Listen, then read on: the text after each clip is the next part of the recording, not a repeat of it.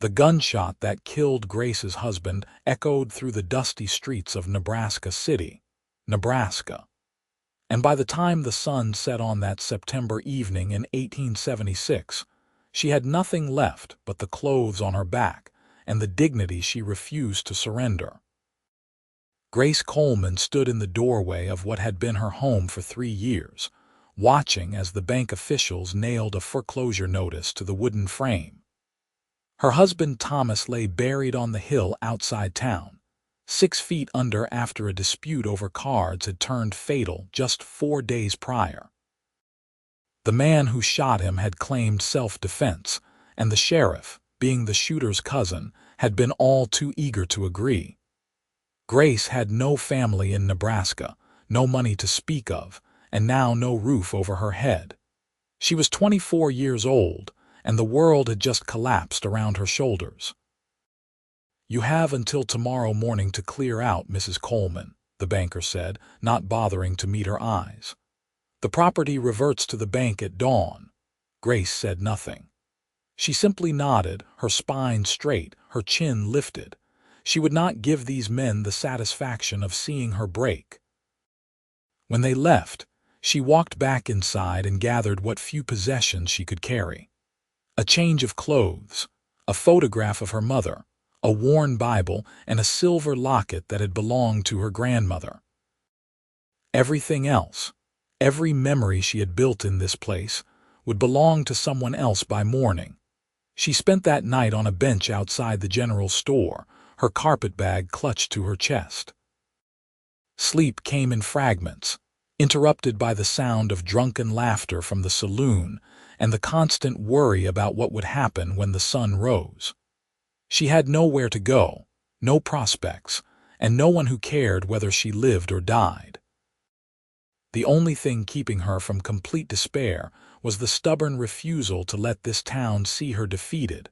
Dawn broke cold and gray. Grace washed her face at the public pump, smoothed her dark hair back into its bun, and brushed the dust from her black mourning dress. She would find work somehow. She would survive this. The problem was that Nebraska City had no use for a widow with no references and no skills beyond keeping house. Grace spent the morning walking from business to business, asking about work. The seamstress already had help. The hotel was not hiring. The restaurant owner took one look at her and suggested she might find employment at the saloon, his meaning clear and insulting. Grace thanked him coldly and walked out with her head high. By noon, she was hungry, thirsty, and fighting back tears of frustration. She sat on the steps of the church, wondering if the pastor might know of any families needing help. Before she could gather the courage to knock on the rectory door, she heard horses approaching. 3 men rode up to the church, dismounting with the casual confidence of those who owned the world. Grace recognized them immediately. The one in front was Marcus Dalton, son of the wealthiest rancher in the county. He was the man who had shot her husband. The 2 with him were ranch hands, big and mean-looking. "Well, well," Marcus said, spotting Grace on the steps. "If it is not the grieving widow, I heard you lost your house, Mrs. Coleman. Shame about that." Grace stood slowly, every muscle in her body tense. "Mr. Dalton, I was just thinking you must be in need of work now." His smile did not reach his eyes. "My father is always looking for help at the ranch. We could find a place for you, room and board included." The way he said it made Grace's skin crawl. She knew exactly what kind of work he had in mind, and it had nothing to do with honest labor. "Thank you, but I will manage on my own." "Now, do not be hasty," Marcus said, taking a step closer. "A woman in your position cannot afford to be picky. You have no money, no home, no prospects. People are already talking about how you will end up. I am offering you a respectable position." "There is nothing respectable about your offer, Mr. Dalton, and we both know it." His smile faded. "You should watch your tongue, Mrs. Coleman. You are in no position to insult me. I am in a position to refuse you, which I do. Now please leave me alone." Marcus's hand shot out and grabbed her arm, his fingers digging in hard enough to bruise. "Listen here, you ungrateful," the lady said. "No." The voice came from behind Marcus, deep and calm and carrying the weight of someone who did not make idle statements. Marcus released Grace's arm and spun around. Grace looked past him and saw a man she had never seen before in Nebraska City. He was tall, well over 6 feet, with broad shoulders and the lean, muscular build of someone who made his living with his hands. He wore dusty trail clothes, a worn leather vest over a blue shirt, and a gun belt that sat easy on his hips. His hat was pushed back, revealing dark blonde hair and a face that was weathered but handsome, with sharp blue eyes that assessed the situation in an instant. He looked to be in his late 20s, maybe 30 at most. "This is none of your concern, stranger," Marcus said, his voice hard. "I am making it my concern." The stranger stepped closer, and Grace noticed the way he moved, balanced and ready. This was a man who knew how to handle himself. "The lady refused your offer. Time for you to move along." "Do you know who I am?" "Do not much care. You are bothering her, and that ends now." Marcus's face flushed red. His hand moved toward his gun, but the stranger was faster. He did not draw, just rested his hand on the grip of his revolver, and the message was clear. Marcus might be quick enough to shoot an unarmed man over a card game, but he was not stupid enough to test himself against someone who looked like they had faced down real danger. "This is not over," Marcus said, glaring at Grace. "You are going to regret this." "Move along," the stranger repeated. Marcus and his men mounted up and rode off, throwing dark looks over their shoulders. Grace watched them go, her heart pounding. When she turned back to her rescuer, she found him watching her with those calm blue eyes. "Thank you," she said quietly. "That could have gotten ugly." "It still might," he replied. "Man like that does not like being embarrassed. You should be careful. I have no choice but to be here. I have nowhere else to go." He studied her for a moment, taking in the morning dress, the carpet bag at her feet, the exhaustion in her eyes. "You are the widow whose husband was killed last week." It was not a question, but Grace nodded anyway. "Grace Coleman. Fletcher Sutton." He touched the brim of his hat. "I just rode in this morning, heard some talk about what happened. Sounds like you got a raw deal." "That is one way to put it." Grace tried to keep the bitterness from her voice. "The bank took my house. No one will hire me, and now Marcus Dalton thinks he can harass me into becoming his mistress. But I still have my dignity, Mr. Sutton, and I intend to keep it." Something flickered in Fletcher's eyes, respect maybe, or understanding. "That is a good thing to hold on to." "Dignity matters. It is all I have left." Fletcher was quiet for a moment, then he shifted his weight, looking uncomfortable. "I am not much good at this kind of thing, but I have an idea, if you are willing to hear it." Grace waited, wary but desperate enough to listen. "I am a horse breeder," Fletcher said. "I have a small ranch about 10 miles south of here, just over the county line. It is not much, but it is good land with water and decent grazing. I have been managing it alone for 2 years now, and truthfully, I could use help. The house needs tending, the garden is half wild, and I cannot keep up with the cooking and cleaning and still manage the horses properly." Grace's eyes narrowed. "Mr. Sutton, if you are making the same kind of offer as Marcus Dalton—" "No," Fletcher said firmly. "No, that is not what I mean. I am talking about honest work. You would keep house, cook, tend the garden, maybe help with the horses if you are willing. In return, you get room and board and a salary, $50 a month. $50 a month was more than fair for a housekeeper, more than generous actually." Grace looked at Fletcher Sutton, trying to read his intentions. He met her gaze steadily, his expression open and honest. Still, she had to ask, "Why would you do this for a stranger?" "Because you need help and I need a housekeeper," Fletcher said simply. And because I know what it is like to have nothing. Someone gave me a chance once when I needed it. Figure I can do the same for someone else. It was too good to be true, which made Grace suspicious. But what choice did she have? She could stay in Nebraska City and eventually be forced into doing something desperate, or she could take a chance on this stranger who had already proven he was willing to stand up for her. There would have to be rules, Grace said carefully. I would need my own room, my own space. I would be an employee, nothing more. Understood. The house has 3 bedrooms. You would have one to yourself with a lock on the door if that makes you feel safer. And if it does not work out, then I will bring you back to town, pay you for whatever time you worked, and we part ways. No harm done. Grace looked at the church behind her, then down the street toward the saloon where the restaurant owner had suggested she seek employment.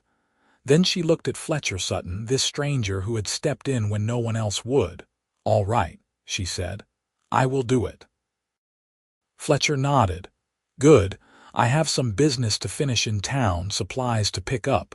We can leave in about 2 hours if that works for you. I have nowhere else to be. Meet me at the Mercantile at 1 o'clock then. And Mrs. Coleman, you made the right choice. Grace watched him walk away, tall and confident, and wondered if she had just made the best decision of her life or the biggest mistake. 2 hours later, Grace stood outside the Mercantile with her carpet bag, watching as Fletcher loaded supplies into a sturdy wagon pulled by 2 good horses. He worked efficiently, his movements economical and practiced. When he finished, he came over and took her bag, stowing it carefully in the wagon bed. Ready, he asked, as I will ever be. He helped her up onto the wagon seat, his hand steady and impersonal, then climbed up beside her. The wagon rolled out of Nebraska City with the afternoon sun beating down on them. Grace did not look back. The ride south was quiet at first. Grace studied the landscape, the rolling prairie dotted with farmhouses and the occasional stand of trees. It was beautiful country, wide and open under an endless sky. Fletcher drove with relaxed competence, the reins easy in his hands. Tell me about your ranch, Grace said finally, needing to break the silence. Like I said, it is not much, Fletcher replied. Just over 200 acres, about half of it good grazing land. I have 20 breeding mares right now and a good stallion I bought from a rancher up in Wyoming. I am trying to build a reputation for quality horses, the kind that can work cattle all day and still have energy left over. Is it working? Starting to. Sold 4 yearlings last month to a rancher near Omaha. Got a fair price for them too. He glanced at her. It is hard work though. Horses need constant attention, especially the young ones. That is why I have been letting the house go, only so many hours in a day. I can manage a house, Grace said. I kept ours clean and ran a good kitchen. Thomas always said I could make a decent meal out of almost nothing. That is a useful skill. I am not much of a cook. Been living on beans and bacon for too long. They fell into silence again, but it was more comfortable this time. Grace found herself relaxing slightly. Fletcher Sutton did not seem like a man with ulterior motives. He seemed like exactly what he claimed to be, a rancher who needed help and was willing to pay for it. Can I ask you something? Grace said after a while, Sure. Why were you in Nebraska City? You said you just rode in this morning. Went to buy some tack and supplies. The Mercantile there has better prices than the one in Palmyra, which is closer to my place. Make the trip every few months. Lucky timing. For you maybe. For Marcus Dalton, not so much. Fletcher shook his head. Men like that make me angry, acting like they own the world and everyone in it. His father is powerful. No one stands up to the Daltons. I am not from around here, do not have to worry about their influence. Where are you from? Grace asked, genuinely curious now. Missouri originally. Grew up on a farm near Kansas City. When the war ended, I worked cattle drives for a few years, saved my money, and bought this land from a man who was moving to California. Been here ever since." Grace did some quick mental math. The war had ended 11 years ago. If Fletcher had worked drives for several years and been established on his ranch for 2, he would have been just a boy when he enlisted. Or maybe he had been too young to fight and started the drives after. Either way, he had built something from nothing, which was more than most men could say. The sun was starting to sink toward the horizon when Fletcher turned the wagon onto a narrow track that led through a grove of cottonwood trees. They emerged into a clearing, and Grace got her first look at what would be her new home. The house was small but solidly built, made of wood with a stone chimney and a covered porch across the front. It needed paint and some repairs to the steps, but the structure looked sound. Behind it stood a large barn, a corral, and several smaller outbuildings. In the corral, Grace could see horses, their coats gleaming in the late afternoon light. "Here we are," Fletcher said, pulling the wagon to a stop in front of the house. "Welcome to the Sutton Ranch." Grace climbed down from the wagon, her legs stiff from the ride. She looked around, taking in the view. The land rolled gently away in all directions, golden grass rippling in the breeze. A small creek glinted in the distance. It was quiet here, peaceful in a way that Nebraska City had never been. "It is beautiful," she said honestly. Fletcher looked pleased. "It is good land. Come on, I will show you the house." He was not exaggerating when he said it needed tending. The interior was clean enough but cluttered and disorganized, with dishes stacked in the dry sink, clothes draped over chairs, and dust on every surface. The main room served as both kitchen and living area, with a stone fireplace on one wall and a cast iron stove on the other. A rough-hewn table and chairs sat in the center. 2 doors led off the main room. "My bedroom is there," Fletcher said, pointing to the left door. "Your room is here." He opened the right door to reveal a small but adequate bedroom with a narrow bed, a dresser, a washstand, and a window that looked out toward the barn. The bed had clean sheets and a quilt, and there was a lock on the inside of the door, just as he had promised. "The third bedroom is through mine," Fletcher continued. "I use it for storage mostly, and the necessary is out back, about 50 feet from the house." Grace set her carpetbag on the bed and looked around her new room. It was spare but clean, and it was hers. That was more than she had this morning. "I will get your things from the wagon and then take care of the horses," Fletcher said. "You can settle in, look around, whatever you need. I usually eat around 7 if you are hungry." "I can cook dinner," Grace offered. "That is what you hired me for." "Not tonight. You have had a long day. Tomorrow is soon enough to start." He left her alone, and Grace sat down on the bed, feeling the tension drain out of her body. She was safe. She had a roof over her head and a job that would let her keep her dignity. Maybe things would be all right after all. That night, Fletcher proved he was not joking about his cooking skills. He managed to produce a meal of fried salt pork, beans, and cornbread that was edible but barely. Grace ate without complaint, too tired and grateful to criticize. After dinner, she helped him wash the dishes, working in companionable silence. "I usually rise around 5, Fletcher said as they finished. "But you take whatever time you need to adjust. I do not expect you to match my schedule right away." 5 is fine, Grace said. "I am used to early mornings," Fletcher nodded. "Well then, I will say good night. If you need anything, just holler." Grace retreated to her room and locked the door, more out of habit than fear. She changed into her nightgown and lay down on the bed, staring at the ceiling. The house was quiet except for the sound of the wind outside and the occasional creak of Fletcher moving around in his room. It felt strange to be sleeping under the same roof as a man who was not her husband, but Fletcher had been nothing but respectful. She would give this arrangement a chance. Sleep came easier than she expected, and when Grace woke to the sound of Fletcher moving around the house before dawn, she felt more rested than she had in days.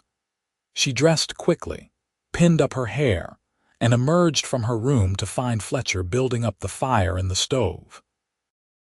"Morning," he said. "Coffee will be ready in a few minutes." "Let me do that," Grace said. "You go ahead and start your work. I will have breakfast ready when you are done with the horses." Fletcher looked relieved. "If you are sure." "I am sure." He grabbed his hat and headed out to the barn. Grace set about exploring the kitchen properly, taking inventory of what supplies Fletcher had. There was flour, cornmeal, salt pork, beans, some dried apples, coffee, and not much else. She would need to make a list of things they needed from town. For this morning, she could manage biscuits, fried pork, and eggs if the chickens were laying. She found the henhouse behind the barn and collected 6 eggs, then set about making a proper breakfast.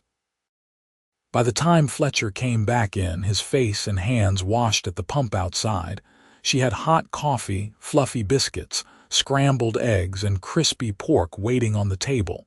Fletcher stared at the spread, then at Grace. "Mrs. Coleman, I think I might have gotten the better end of this deal." Grace felt a smile tug at her lips, the first real smile in days. "It is just breakfast, Mr. Sutton. It is the best breakfast I have had in 2 years." He sat down and dug in with genuine appreciation, and Grace found herself pleased by his reaction. They ate in comfortable silence, and when they finished, Fletcher leaned back in his chair with his coffee cup. "So what is your plan for today?" "I thought I would start by giving this house a proper cleaning," Grace said. "It needs it, no offense. None taken. It absolutely does.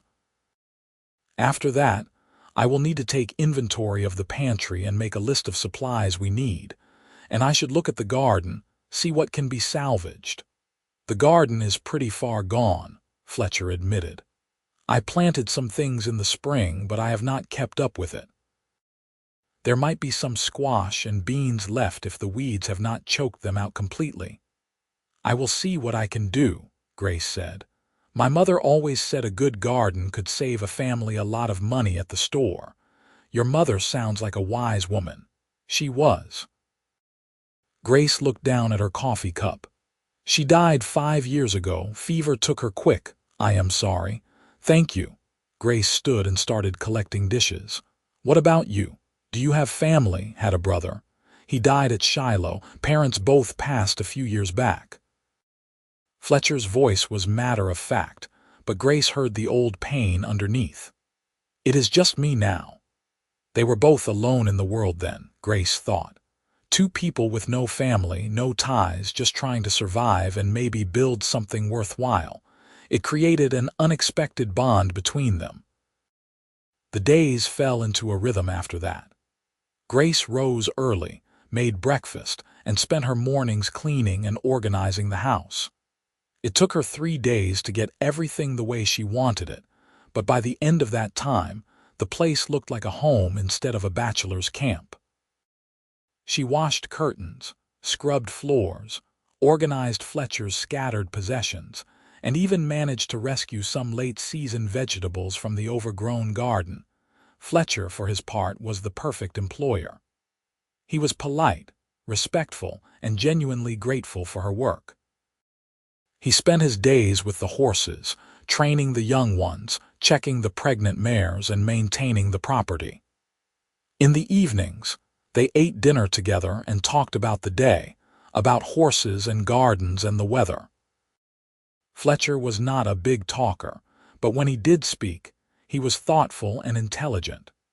Grace found herself looking forward to those evening conversations. By the end of the first week, Grace felt more settled than she had since Thomas died. She woke one morning and realized she had not thought about Marcus Dalton or Nebraska City in 2 days. This place, this ranch, was starting to feel like home. She was hanging laundry on the line behind the house, when Fletcher came around the corner leading a mare with a pronounced belly. The horse was a beautiful bay with intelligent eyes and a sweet disposition. "Grace, you have a minute," Fletcher called. Grace pinned the last sheet to the line and walked over. "What is it?" "This is Rosie. She is due to foal any day now, and I am getting a little concerned. First time mother, and she seems anxious." He ran a hand down the mare's neck soothingly. "I might need to stay in the barn tonight to keep an eye on her. Just wanted to let you know in case you wondered where I was. Is there anything I can do to help? You know anything about foaling?" "A little. My father kept horses when I was growing up. I helped with a few births." Fletcher looked relieved. "Then if you are willing, I could use another pair of eyes. 2 people make things easier if there are complications. Of course, just come get me when it is time." As it turned out, Rosie decided to go into labor just after midnight. Grace woke to Fletcher knocking quietly on her door, calling her name. She dressed quickly and followed him out to the barn, where Rosie was pacing her stall, clearly in distress. "Just started about 10 minutes ago," Fletcher said, his voice low and calm. "Looks like it is progressing normally so far."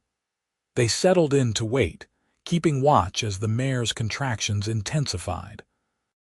Fletcher talked to Rosie constantly, his voice soothing and steady, and Grace found herself impressed by his patience and knowledge. He clearly loved these animals and understood them deeply. An hour later, Rosie went down in the straw, and things started happening quickly. Fletcher moved in to check the foal's position, his hands gentle but confident. "Good. 2 front feet and a nose. That is what we want to see." Grace positioned herself near Rosie's head, stroking her neck and murmuring encouragement. The mare was sweating and straining, her eyes rolling with fear and effort. "You are doing fine, girl. Just keep going." With one final massive push, the foal slid out into the straw, still wrapped in the birth sack. Fletcher moved quickly, clearing the membrane from the foal's nose and mouth, making sure it could breathe. After a few terrifying seconds, the foal gasped and then let out a small whinny. "It is a colt," Fletcher said, grinning widely, "and he looks perfect." Grace felt tears prick her eyes, moved by the miracle of new life. Rosie struggled to her feet and turned to investigate her baby, nickering softly. The colt was already trying to stand, his long legs wobbling and unsteady. "He is beautiful," Grace whispered. "He is," Fletcher agreed. "Good strong colt. He will make a fine horse someday." They watched as the colt finally managed to get his legs sorted out and stand, swaying but determined. He found his way to Rosie and started nursing, his little tail flicking with satisfaction. Fletcher and Grace looked at each other, both grinning like fools, and Grace felt something shift between them. This shared experience, this moment of bringing new life into the world together, had created a connection that went beyond employer and employee. "Thank you for your help," Fletcher said softly. "Could not have done it as well without you. I am glad I could help." They stayed in the barn until the sun started to rise, making sure both mare and foal were doing well. When they finally walked back to the house, the world was turning golden with dawn, and Grace felt exhausted but happy in a way she had not felt in a long time. Over breakfast, they discussed names for the colt, finally settling on Dakota. Grace made a special meal that night to celebrate, using some of the precious dried apples to make a pie. Fletcher ate 2 pieces and declared it the best thing he had ever tasted. "You spoil me, Mrs. Coleman," he said, leaning back in his chair with a contented sigh. "Grace," she said impulsively. "You can call me Grace. Mrs. Coleman feels too formal after everything." Fletcher looked at her, something warm in his blue eyes. "Grace it is then, and you should call me Fletcher, not Mr. Sutton." "All right, Fletcher." The next few weeks passed peacefully. October arrived with cooler weather and the first hints of autumn color in the cottonwood trees. Grace continued to settle into her role, expanding the garden preparations for next spring, preserving what vegetables she could, and keeping the house running smoothly. Fletcher worked with his horses, preparing some of the 2-year-olds for sale and keeping a careful eye on the other pregnant mares. They had fallen into an easy companionship, talking more freely now, sharing stories of their pasts and their hopes for the future. Grace learned that Fletcher dreamed of building his ranch into one of the premier horse breeding operations in Nebraska, with a reputation that would spread across the West. Fletcher learned that Grace had always wanted children, but had never been blessed with them during her brief marriage, and that she missed having a family more than anything. Grace also could not help but notice that Fletcher Sutton was a good man, perhaps the best she had ever known. He was honest, hardworking, kind to his animals, and unfailingly respectful to her. He had a dry sense of humor that made her laugh, and a way of looking at the world that was both practical and optimistic. More than that, he was handsome in a rugged, unself-conscious way that made her heart beat faster when he smiled at her. She tried not to think about such things. She was a widow working as a housekeeper, and Fletcher was her employer. Any romantic thoughts were inappropriate and foolish. But as the days passed, Grace found it harder and harder to ignore the way she felt when Fletcher was near, the way his presence made her feel safe and valued, the way his rare smiles made her stomach flutter. She was falling in love with him, and she had no idea what to do about it. The situation came to a head on a cool afternoon in late October. Grace was in the kitchen kneading bread dough when she heard horses approaching at a gallop. She wiped her hands and went to the door, her heart sinking when she saw who it was. Marcus Dalton and 3 of his men rode into the yard, pulling up in a cloud of dust. Fletcher emerged from the barn, his expression going hard when he saw who had arrived. "Dalton," he said flatly. "What do you want?" Marcus dismounted, his movements aggressive. "I want to talk about you harboring my property." "Your property?" Fletcher's voice was dangerously quiet. "That woman." Marcus pointed at Grace, who had stepped out onto the porch. "She owes me. Her husband lost money to me in that card game before I shot him, money he never paid. That makes her responsible for the debt." "That is nonsense, and you know it," Fletcher said. "You cannot claim a debt like that. I can claim whatever I want. I am a Dalton." Marcus's face was flushed, and Grace could smell whiskey even from where she stood. He was drunk and looking for a fight. "That woman should be working for me, paying off what her husband owed. Instead, she is here playing house with you." "Grace does not owe you anything," Fletcher said, his hand resting on his gun belt. "And she is staying right here. Now get off my property." "Or what? You will shoot me." Marcus laughed, but there was no humor in it. "There are 4 of us and 1 of you, Sutton. You are not in a strong position." "Maybe not. But I guarantee I will take you down first if this turns ugly. Are you willing to die to prove a point, Dalton?" The 2 men stared at each other, the tension thick enough to cut with a knife. Grace's heart was pounding so hard she thought it might burst from her chest. This was her fault. If she had not come here, Fletcher would not be in danger. "Fletcher," she called out, her voice steadier than she felt. "Maybe I should just go with them. I do not want you to get hurt because of me." "You are not going anywhere," Fletcher said without taking his eyes off Marcus. "You work for me and you are under my protection. That is the end of it." "Listen to her, Sutton," Marcus said. "She knows where she belongs. She belongs here on this ranch, doing honest work and being treated with respect, something you would not know anything about." Marcus's face went purple with rage. His hand moved toward his gun, and everything seemed to happen at once. Fletcher drew with a speed that shocked Grace, his revolver clearing leather and pointing at Marcus before the other man's gun was even halfway out. At the same time, Grace grabbed the shotgun Fletcher kept by the door and brought it up to her shoulder, aiming it at the ranch hands. "Do not," she said, her voice cold and clear. "I have never shot a man before, but I will if you make me." Everyone froze. The ranch hands looked at the shotgun pointed at them, then at their boss, who had Fletcher's gun aimed at his chest. The odds had just evened considerably. "You need to leave," Fletcher said. "Right now. And if I see you on my property again without an invitation, I will not be so patient. Are we clear?" Marcus slowly raised his hands, his face twisting with fury and humiliation. "This is not over, Sutton." "Yes, it is. Grace does not owe you anything. She does not belong to you, and if you come near her again, you will answer to me. Now ride out before I change my mind about letting you leave." Marcus and his men remounted, throwing dark looks back at the house. As they galloped away, Grace slowly lowered the shotgun, her hands shaking now that the danger had passed.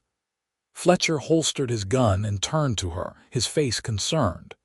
"Are you all right?" he asked, taking the shotgun from her trembling hands.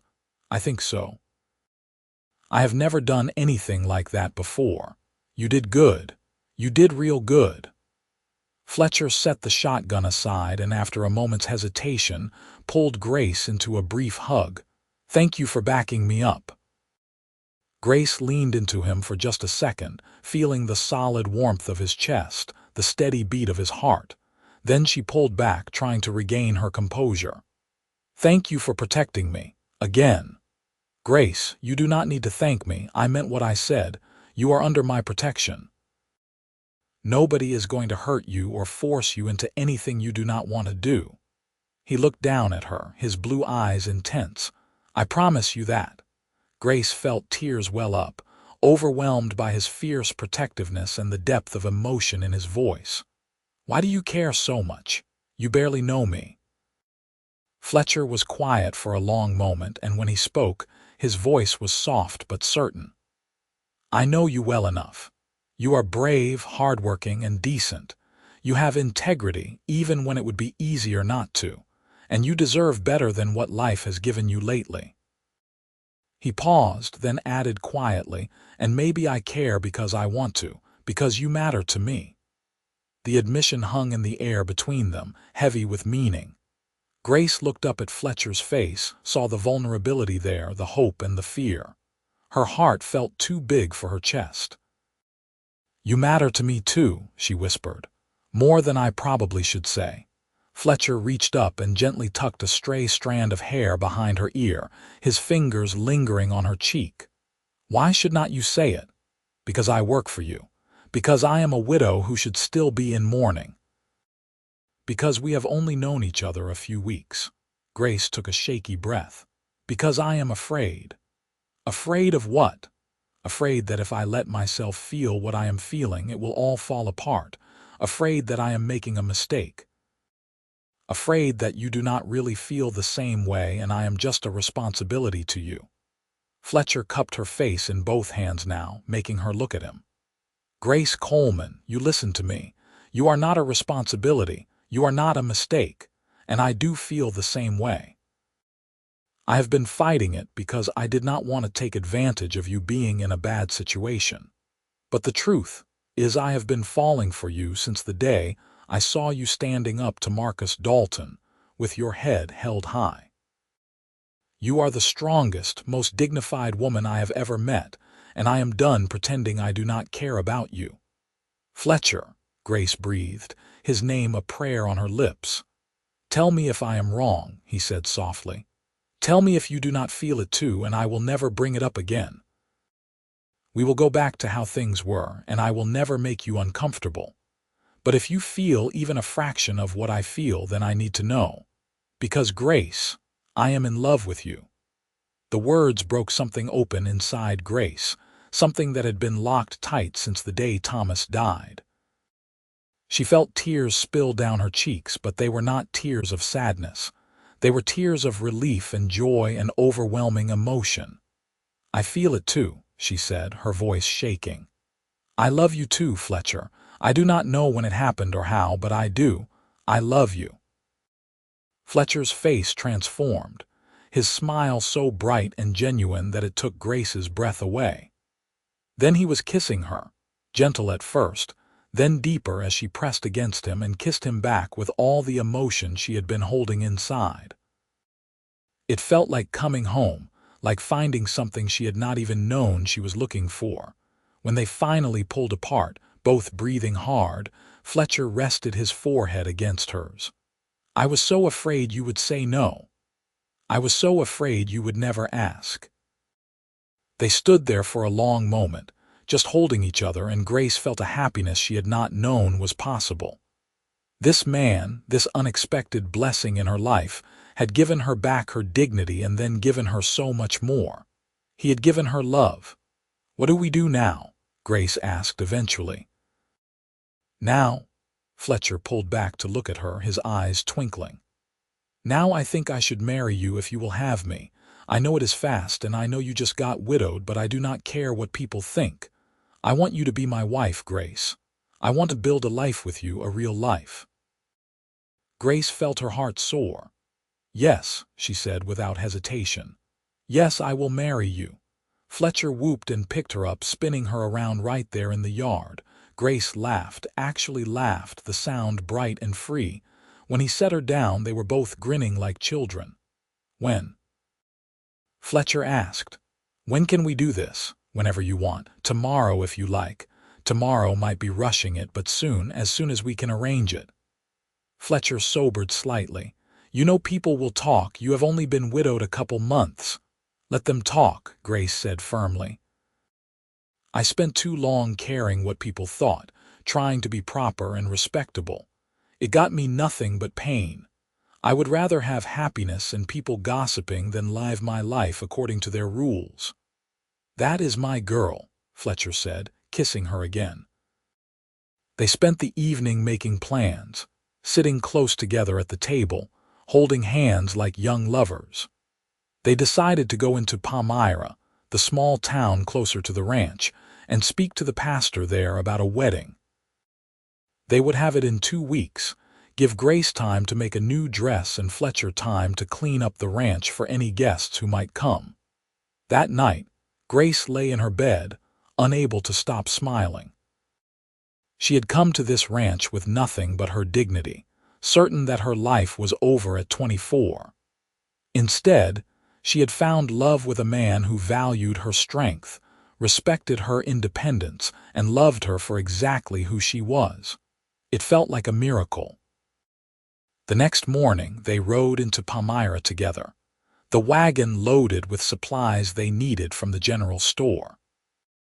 Palmyra was smaller than Nebraska City, just a collection of buildings clustered around a main street, but it had everything they needed, including a small white church at the north end of town.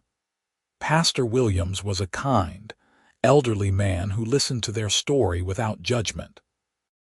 When Fletcher explained that Grace was recently widowed but that they had fallen in love and wanted to marry, the pastor simply nodded.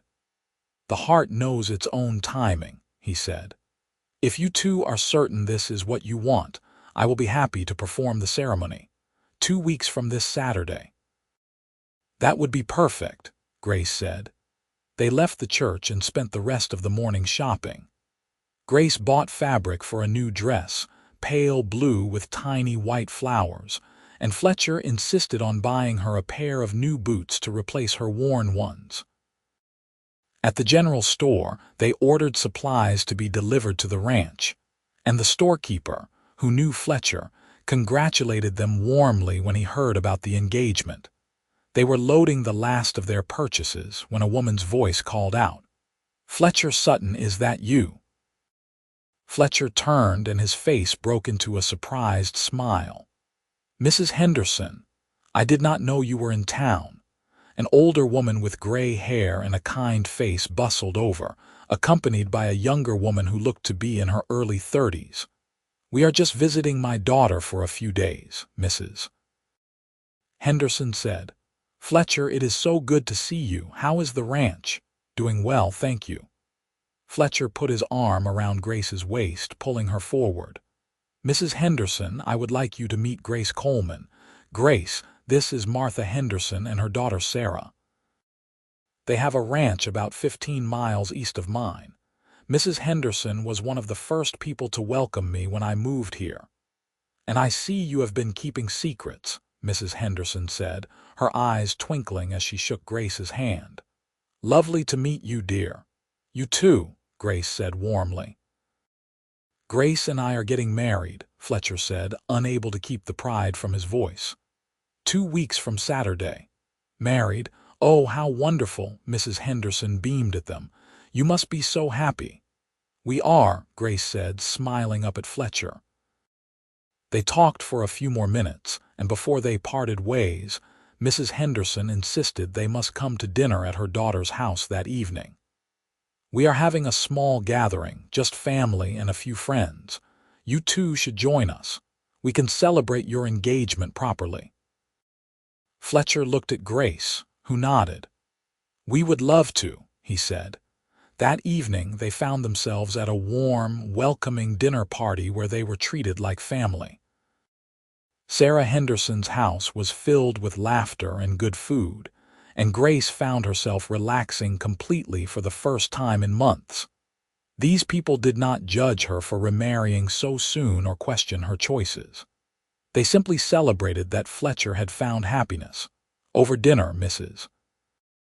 Henderson leaned over to Grace. Fletcher is a good man, she said quietly, one of the best I know. You are lucky to have found each other. I know, Grace said. Sometimes I cannot believe how lucky I am. Well, believe it, dear. You deserve happiness just as much as anyone. On the ride home, Grace leaned against Fletcher's shoulder, feeling content and peaceful. I like your friends, she said. They are good people. Mrs. Henderson gave me advice when I first started ranching, probably saved me from making some serious mistakes. Her husband passed away a few years ago, and she is managing their ranch with her son now. She reminds me a little of my mother, Grace said, strong and kind at the same time. Fletcher kissed the top of her head. She is right, you know, we are lucky. The next 2 weeks passed in a blur of preparation and anticipation. Grace spent her days sewing her wedding dress and making plans for a small reception at the ranch. Fletcher worked on fixing up the house, repairing the front steps and giving the porch a fresh coat of paint. He even built a new bench for outside the house, a place where they could sit together and watch the sunset. In the evenings, they sat close together, talking about their future. Fletcher wanted to expand the horse operation, maybe build a larger barn and buy a few more breeding mares. Grace wanted to have a big garden and maybe some chickens and a milk cow. They both wanted children, a house full of love and laughter. How many children do you want? Grace asked one night as they sat on the new bench, watching the stars come out. As many as God sees fit to give us, Fletcher replied. But I hope for at least 3 or 4. I always wished I had more siblings growing up. I would like that too, Grace said softly. A big family, all of us together. We will make it happen, Fletcher promised, squeezing her hand. We will build something good here, Grace. Something that will last. The night before the wedding, Grace could barely sleep. She lay in bed, thinking about how much her life had changed in just 2 months. She had gone from having nothing to having everything that mattered. Love, security, a future full of promise. And tomorrow, she would marry the man who had saved her dignity and then stolen her heart. The wedding day dawned clear and beautiful, a perfect autumn Saturday with golden sunshine and a crisp breeze. Grace dressed carefully in her new blue dress, pinning up her dark hair and studying herself in the small mirror. She looked happy, she realized.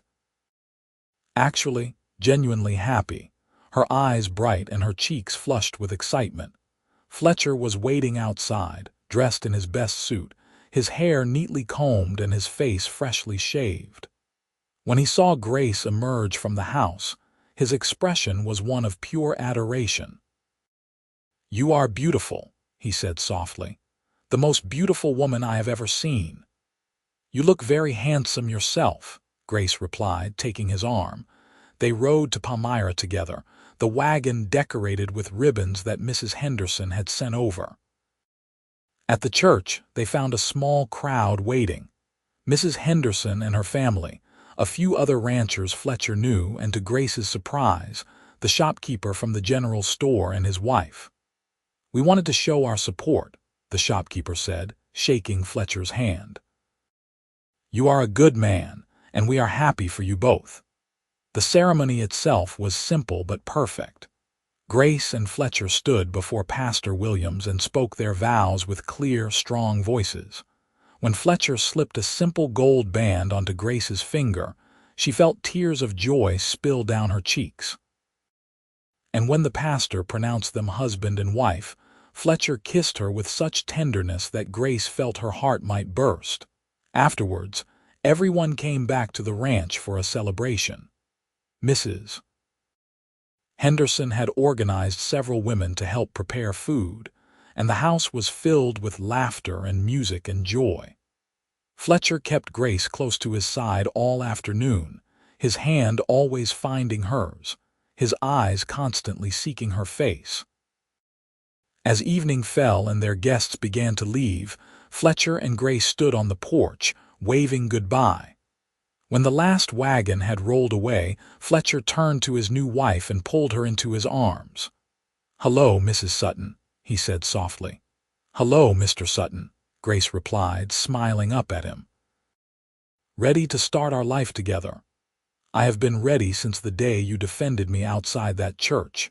Fletcher kissed her again, deep and passionate, and then swept her up into his arms. Grace laughed as he carried her across the threshold of the house, into their home, into their future.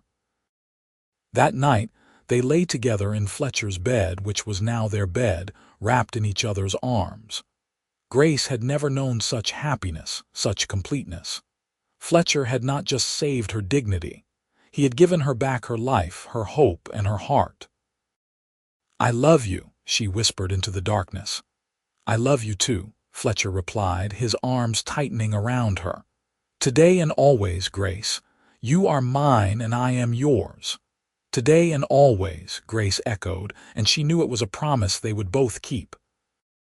The first year of their marriage was one of hard work and deep contentment. Grace threw herself into making the ranch a real home, planting a large garden in the spring, acquiring chickens and a milk cow, and filling the house with small touches that made it warm and welcoming. Fletcher expanded his horse operation, buying 3 more breeding mares and working tirelessly to train and sell the young horses. They worked side by side, partners in every sense of the word. Grace helped with the horses when Fletcher needed an extra pair of hands, and Fletcher helped with the garden when Grace needed heavy work done. They built something together, something solid and good. In July, Grace realized she was pregnant. When she told Fletcher, he picked her up and spun her around just like he had the day she agreed to marry him, his face lit with pure joy. "A baby," he kept saying, wonder in his voice. "We are going to have a baby." The pregnancy was easy and Grace bloomed with health. Fletcher was attentive and protective, constantly checking on her and making sure she did not overwork herself. In March of 1878, on a snowy afternoon, Grace gave birth to a healthy baby boy with Fletcher's blue eyes and a strong set of lungs. They named him James, after Fletcher's father. Fletcher held his son with such gentleness and awe that Grace fell in love with him all over again.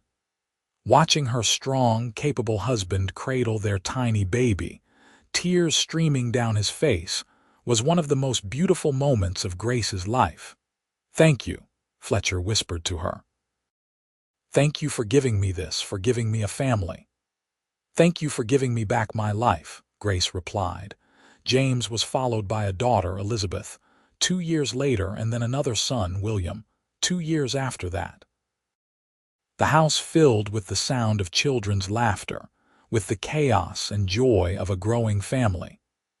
Grace and Fletcher both threw themselves into parenthood with the same dedication they brought to everything else, raising their children with love and firm guidance. The ranch prospered too.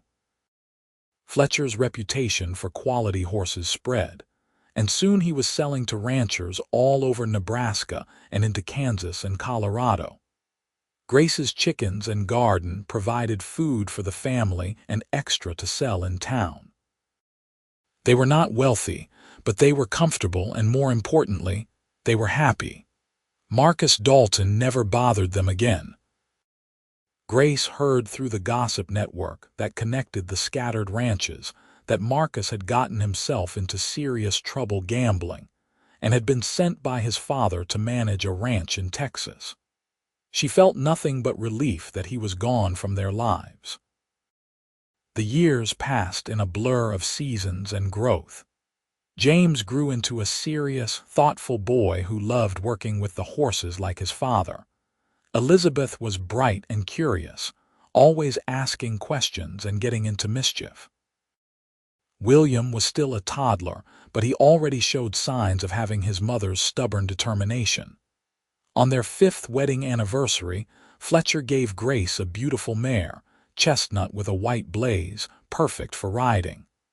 "I know you have been wanting to learn to ride better," he said.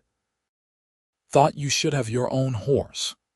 Grace named the mare Rosie, after the mare who had foaled that first night they worked together. Learning to ride properly became her new project, and Fletcher proved to be a patient teacher. Soon she was riding out with him to check on the herds, the two of them working as a team just as they always had. One evening, after putting the children to bed, Grace and Fletcher sat on their bench outside, watching the sunset paint the sky in shades of orange and pink. Grace leaned against her husband's shoulder, feeling utterly at peace. "You ever think about how we met?" she asked. "All the time," Fletcher replied. "Best day of my life, even though you were in such a terrible situation." "I had nothing left but my dignity," Grace said softly. "I thought my life was over. And then you made sure I kept my dignity. You gave me a chance when no one else would, and you never treated me as anything less than an equal. You deserved it. You deserved so much more than what the world had given you. And you gave me more. You gave me love, family, a home. You gave me everything." Grace turned to look at her husband, this man who had changed her entire life. "I love you, Fletcher Sutton, more than I can ever say." "I love you too, Grace." Fletcher kissed her softly. "You know, people used to tell me I was crazy to take in a widow I did not know. They said it would end badly, that I was being foolish. And what do you tell them now? That taking you in was the smartest thing I ever did, that loving you was inevitable, and that I would do it all again in a heartbeat." They sat together as the sun sank below the horizon and the stars began to emerge, two people who had found each other in the darkest moments and built a life full of light. The ranch stretched out around them, their home, their legacy, their future. Inside the house, their children slept peacefully, safe and loved. In the barn, the horses drowsed in their stalls, including a new generation of foals that would carry on Fletcher's breeding program. The garden would need tending tomorrow, and there were 100 small tasks that made up their daily life. But for now, in this moment, there was only peace and love and the quiet satisfaction of a life well lived. Grace had come to this place with nothing but her dignity, prepared to fight for her right to survive with her head held high. Fletcher had seen that dignity, that strength, and had made sure she never lost it. More than that, he had loved her for it, had built a life with her because of it. They had both been alone in the world, two people with no family and uncertain futures. Now they had everything that mattered, each other, their children, their home, and a love that grew stronger with every passing year. As the night settled around them and the first stars appeared, Fletcher stood and helped Grace to her feet. "Come on, Mrs. Sutton, let us go inside." "In a minute," Grace said, looking up at the sky. "I just want to remember this moment, this feeling." "What feeling?" "Happiness." pure, complete happiness. I want to remember that it is possible, that it is real. Fletcher pulled her close, wrapping his arms around her from behind. It is real, Grace. This is real. Our life, our love, our family, all of it is real, and it is ours. Grace leaned back against him, his solid presence a comfort and a joy. Yes, she said softly, it is ours. They stood there for a few more moments, savoring the peace and the beauty of their life together. Then they went inside, hand in hand, to the home they had built and the family they had created. The years continued to pass, bringing new challenges and new joys. James grew into a fine young man who took over more and more of the horse training, showing a natural gift for it that made Fletcher burst with pride.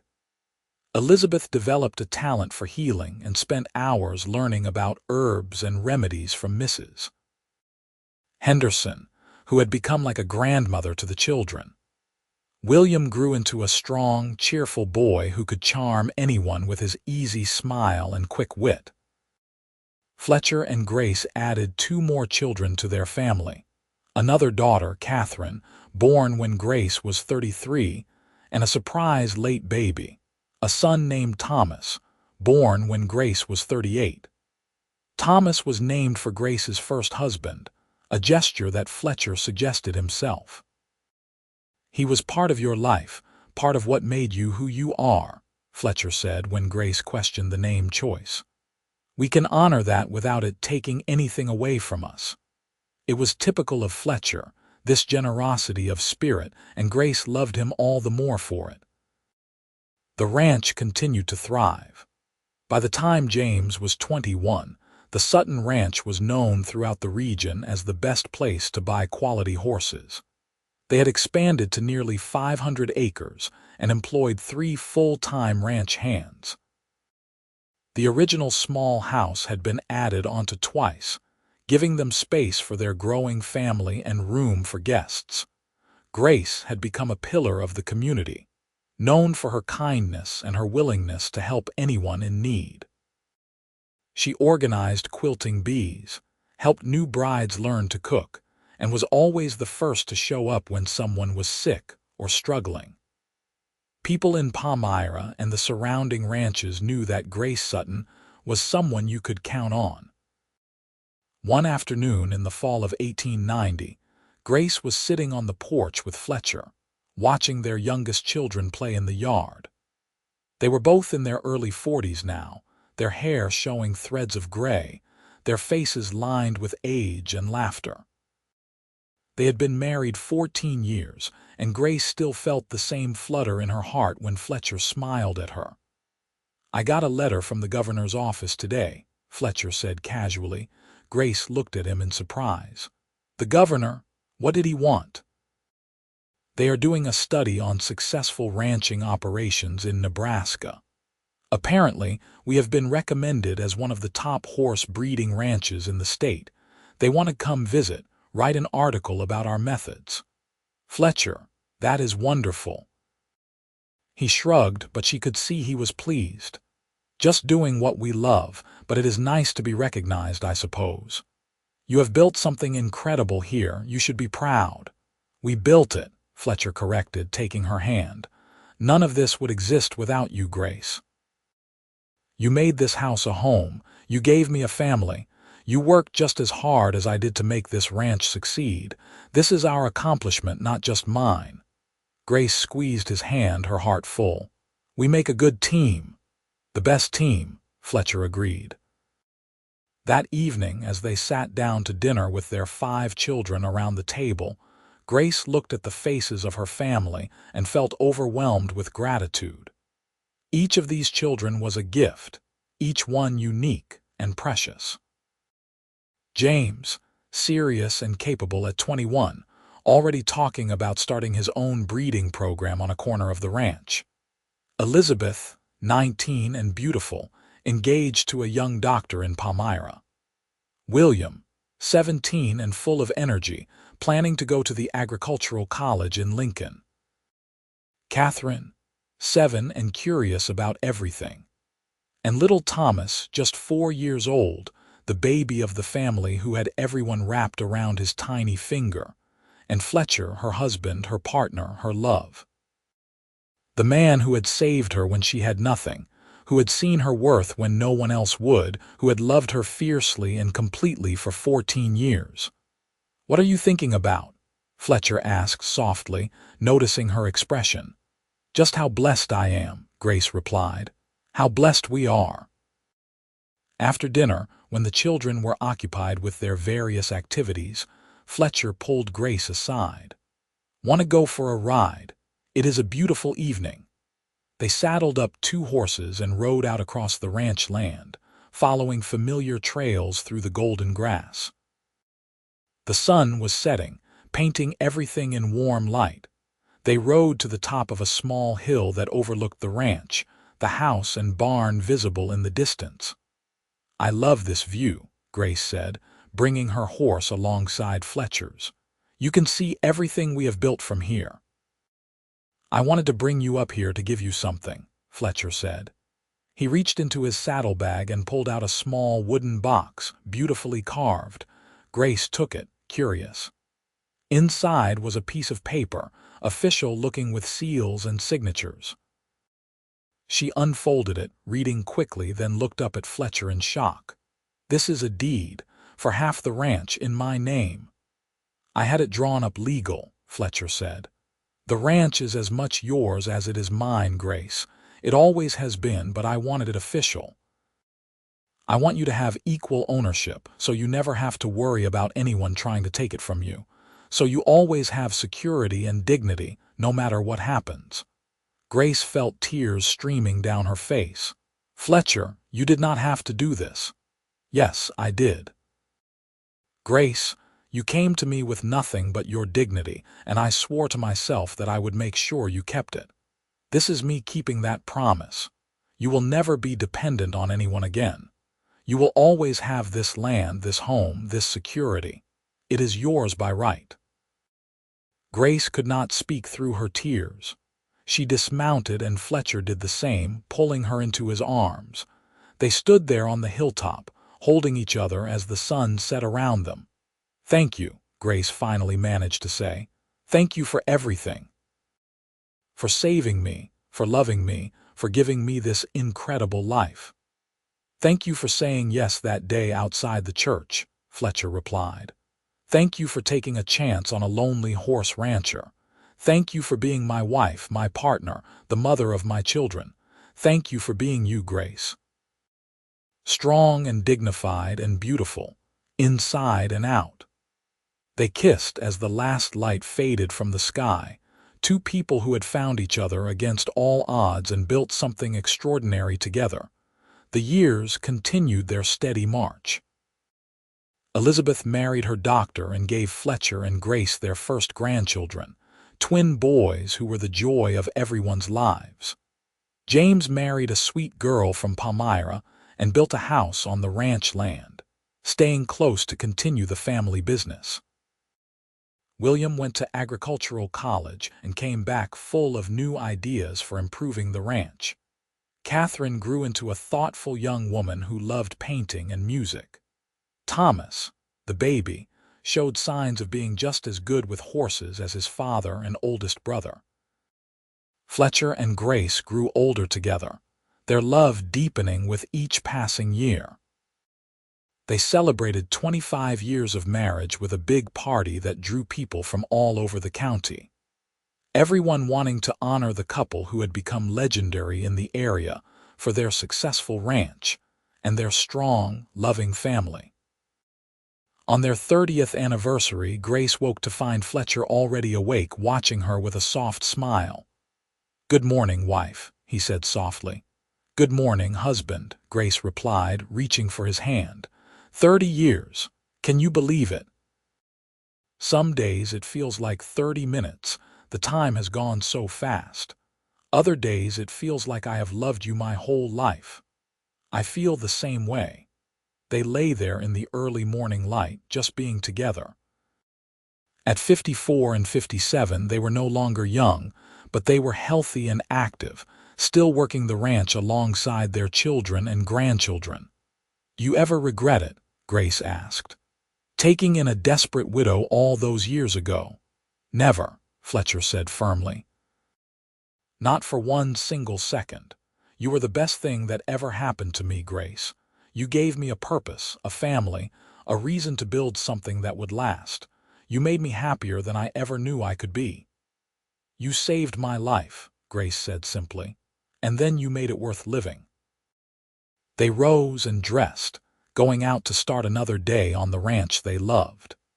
Their children and grandchildren would arrive soon for the anniversary celebration, and there would be food and laughter and joy. But for now, it was just the two of them, walking hand in hand across the land they had built together. Grace looked at the house, much larger now than the small bachelor cabin she had first seen all those years ago. She looked at the barn, the corrals, the gardens, the fields. She saw the life they had created, the legacy they would leave. And she remembered that day in 1876, standing on the church steps in Nebraska City with nothing but her dignity, facing down a man who wanted to take even that from her. She remembered a stranger stepping in, a cowboy with kind eyes and a strong sense of right and wrong. She remembered taking a chance, accepting an offer of honest work, finding love where she least expected it. She had had nothing left but her dignity. And Fletcher Sutton, this incredible man who became her husband, her partner, her love, had made sure she kept it. More than that, he had given her a life beyond her wildest dreams, a love that never faded, a family that filled her heart to overflowing. As they reached the top of their favorite hill and looked out over the ranch, Fletcher put his arm around Grace's shoulders. "What are you thinking about?" he asked. "I am thinking that I am the luckiest woman alive," Grace said. "I am thinking that even though I started with nothing, I ended up with everything that matters. I am thinking that I love you more today than I did yesterday, and I will love you even more tomorrow." "I love you too, Grace," Fletcher said, kissing her temple, "today and always, forever." They stood together on the hilltop, the ranch spreading out below them, their family gathering in the distance. Two people who had found each other in the hardest of times, who had built a life of dignity, love, and joy. Two people who proved that sometimes the best things in life come when you least expect them, when you are down to nothing but your strength, and someone sees that strength and honors it. Grace had had nothing left but her dignity. Fletcher had made sure she kept it. And together they had built a life worth living, a love worth celebrating, a legacy worth remembering. Their story was one of courage and kindness, of taking chances and honoring promises. It was a story of the Old West, of hard work and harsh conditions, but most of all, it was a love story. And love stories, the true ones, never really end. They just grow deeper and richer with time, becoming part of the fabric of a place and a family. As Grace and Fletcher walked back down the hill toward their home, toward their family, toward the celebration waiting for them, they knew that their story had the happiest ending of all. They had found each other, loved each other, built a life together, and would face whatever years remained side by side, hand in hand, hearts forever intertwined. And when the sun set that evening on their 30th anniversary, with their children and grandchildren gathered around, with music and laughter filling the air, Grace and Fletcher sat together on the bench he had built all those years ago, watching the stars emerge in the darkening sky. They held hands, these two people who had given each other everything, and they knew with absolute certainty that they had found what everyone searches for: true love, deep partnership, and a life well lived together.